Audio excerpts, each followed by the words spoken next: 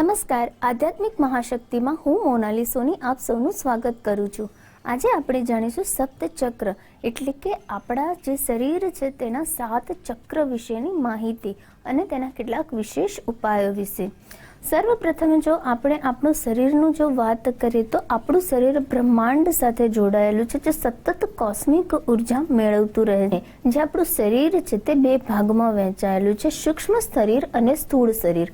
જે સ્થૂળ શરીર છે જે તમને દેખાઈ રહ્યું છે, જે તમારું બાહ્ય શરીર છે, અને જે સૂક્ષ્મ શરીર છે જે 7 ચક્રોમાં વહેંચાયેલું છે, તે જ 7 ચક્ર તમારી ઉર્જાને સંતુલિત કરે છે। તમારા શરીરના જે પંચ તત્વ છે તેને પણ સંતુલિત આ 7 ચક્ર એટલે કે આ સપ્ત ચક્ર કરતા રહે છે। સપ્ત ચક્રની જો સર્વપ્રથમ આપણે વાત કરીએ તો સૌપ્રથમ આપણું ચક્ર આવે છે મૂલાધાર ચક્ર। જે આપણું જે ચક્ર છે જે સૌથી છેલ્લું ચક્ર આવે છે। શરીરના સૌથી નીચેના ભાગમાં મૂલાધાર ચક્ર આવેલું હોય છે। તે ચક્ર વ્યક્તિનું સ્વાભિમાન છે, વ્યક્તિનો અહંકાર છે। મૂલાધાર વ્યક્તિના અસ્તિત્વ સાથે જોડાયેલું ચક્ર છે, એટલે કે વ્યક્તિના સકારાત્મક પરિણામો, તેની વૃદ્ધિ, તેની સફળતા, તેનું જે આજપણું, જે તેનું હુંપણું છે, તે દરેક વસ્તુ વ્યક્તિના મૂલાધાર ચક્ર સાથે જોડાયેલું છે। મૂળાધાર ચક્રનો જે રંગ છે તે લાલ રંગનો હોય, તે પોતાની જાતને ખૂબ જ નિસ્વાર્થ અને જમીનથી જોડાયેલો મહેસૂસ કરે છે। વ્યક્તિમાં કોઈ પણ પ્રકારનો અહંકાર કે ઈગો નથી હોતો, હું પણ નથી હોતો, ત્યારે પણ વ્યક્તિનું આ ચક્ર ઉર્જાવાન થાય છે। વ્યક્તિ નિયમિત રૂપે આ ચક્ર ઉપર હાથ રાખીને લમ લમ લમ જો આ બીજ મંત્રનો તો જાપ કરે છે તો વ્યક્તિનું મૂલાધાર ચક્ર સંચારિત થાય છે, સકારાત્મક ઉર્જાનો પ્રવાહ કરે છે। બીજા નંબરનું ચક્ર સ્વાધિષ્ઠાન ચક્ર વિશે। સ્વાધિષ્ઠાન ચક્ર વ્યક્તિના જે પ્રાઇવેટ પાર્ટ છે તેની સાથે જોડાયેલું અને પીઠના પાછળમાં ત્રિકોણાકાર સ્વરૂપમાં સ્વાધિષ્ઠાન ચક્ર બિરાજમાન હોય છે। જ્યારે વ્યક્તિને પોતાનું કોઈ પણ કાર્ય કરવામાં જે આનંદ ઉત્પન્ન થતો હોય છે તે આ ચક્ર દ્વારા ઉત્પન્ન થતો હોય છે। અને આ ચક્રનો જે રંગ હોય છે તે ઓરેન્જ કલરનો હોય છે, અને આ ચક્રનો જે બીજ મંત્ર છે તે છે વમ વમ વન। સ્વાધિષ્ઠાન ચક્ર મૂલાધાર ચક્રથી 4 આંગળી ઉપર હોય છે। આગળ વાત કરીએ મણિપુર ચક્રની, જે તમારા નાભી સાથે સંકળાયેલું ચક્ર છે। જ્યારે બાળકનો જન્મ થાય છે ત્યારે માતા અને બાળકનું જોડાણ પણ નાભીથી જ જોડાયેલું હોય છે, અને નાભી ચક્ર દ્વારા બાળકને દરેક પ્રકારનું પોષણ માતાના ગર્ભમાં જ મળતું હોય છે। માટે આ ચક્ર વ્યક્તિ માટેની દરેક પ્રકારની મૂળભૂત જરૂરિયાતો છે। મણિપુર ચક્ર જે છે તેનો બીજ મંત્ર છે રમ રમ રમ। પોતાના નાભી ચક્ર ઉપર તમે હાથ મૂકીને રમ રમ રમ મંત્ર, જે તેનો બીજ મંત્ર છે તે તમે પઠન કરો છો, મંત્રોચ્ચાર કરો છો, અને તેને પીળા કલરનું ચક્ર કહેવામાં આવે છે।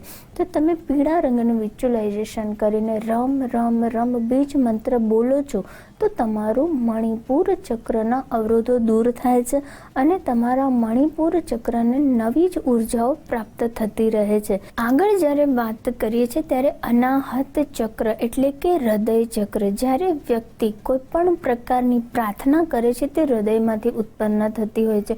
કોઈ પણ પ્રકારનો પ્રેમ ભાવ વ્યક્તિને હૃદયમાંથી જ ઉત્પન્ન થતો હોય છે, ત્યારે અનાહત ચક્ર ખૂબ જ ઉર્જા વ્યક્તિને આપતું રહે છે। અનાહત ચક્રને તમારે ખૂબ જ સારી ઉર્જા આપવા માટે તમારે લીલા કલરને વિઝ્યુલાઇઝેશન કરવાનો છે, અને જે અનાહત ચક્રનું જે મંત્ર છે તે છે યમ યમ યમ।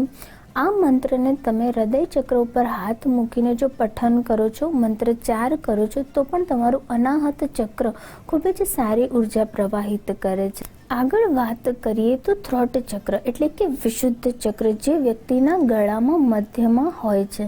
જ્યારે વ્યક્તિ બોલવામાં ખૂબ જ સારી રીતે સ્પષ્ટતાકરણ કરીને બોલી શકે છે, વ્યક્તિ પોતાના ભાવ એકબીજાની સાથે પ્રદર્શિત કરી શકે છે, ત્યારે કહેવાય કે વ્યક્તિનું વિશુદ્ધ ચક્ર ખૂબ જ સારી ઉર્જા પ્રાપ્ત કરી રહ્યું છે। જ્યારે વિશુદ્ધ ચક્રની વાત કરવામાં આવે તો તે ભૂરા રંગનું ચક્ર છે, અને તેનો બીજ મંત્ર છે હમ। તો તમે પોતાના વિશુદ્ધ ચક્રને એક્ટિવેટ કરવા માટે તમે તમારા ગળા ઉપર 2 હાથ નરમ હાથે રાખી હમ હમ હમ બીજ મંત્રનું જો તમે રટણ કરો છો તો પણ તમારું વિશુદ્ધ ચક્ર એક્ટિવેટ થઈ જાય છે. વાત કરીએ જ્ઞાન ચક્ર એટલે કે થર્ડ આઈ ચક્ર, જે વ્યક્તિના બંને આંખોની મધ્યમાં કપાળ ઉપર વચ્ચે મધ્યની સ્થિતિમાં બિરાજમાન હોય છે. આ જ્ઞાન ચક્ર એવું કહેવાય છે કે વ્યક્તિને એકાગ્રતા વધારે.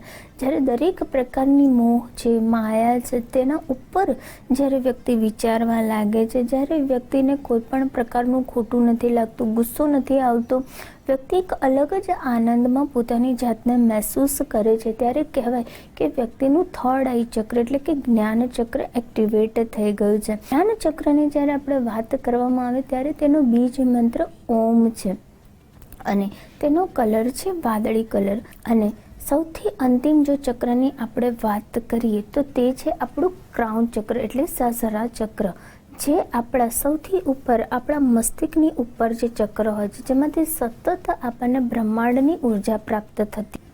દરેક વ્યક્તિએ પોતાની રીઢની હડ્ડીને સીધી રાખીને જો પોતે જ્ઞાન મુદ્રામાં બેસીને ધ્યાન કરે છે અને પોતાના સાતેય ચક્ર ઉપર બીજ મંત્ર દ્વારા રત્ન મંત્રચાર કરે છે તો પણ વ્યક્તિને દરેક સારી ઉર્જા પ્રાપ્ત થાય છે અને તેના દરેક સાથે 7 ચક્ર સંતુલિત થાય છે. જ્યારે 7 ચક્ર વ્યક્તિના સંતુલિત હોય છે ત્યારે વ્યક્તિને એ દરેક પ્રકારની સારી ઉર્જા પ્રાપ્ત થવાની સાથે દરેક પ્રકારની ખરાબ નેગેટિવ વિચારો, ખરાબ ઉર્જા પણ વ્યક્તિના શરીરમાંથી નીકળી જાય છે. તેના ચક્રોનું શુદ્ધિકરણ થાય છે અને વ્યક્તિ રોગમુક્ત બને છે, ભયમુક્ત બને છે અને વ્યક્તિમાં દરેક કાર્યને સકુશળ કરવાની શક્તિ પણ મળતી હોય છે. તો આ સાથે હું આશા રાખીશ સપ્તચક્ર વિશે મેં તમને જે માહિતી આપી છે તે વિશે ચોક્કસ તમે તમારા ચક્રો સાથે પ્રાણાયામ અને જ્ઞાન મુદ્રામાં બેસીને ધ્યાન કરશો તો ચોક્કસ તમારા 7 ચક્રોનો તમને ખૂબ જ સારી ઉર્જા પ્રાપ્ત થશે. નમસ્કાર.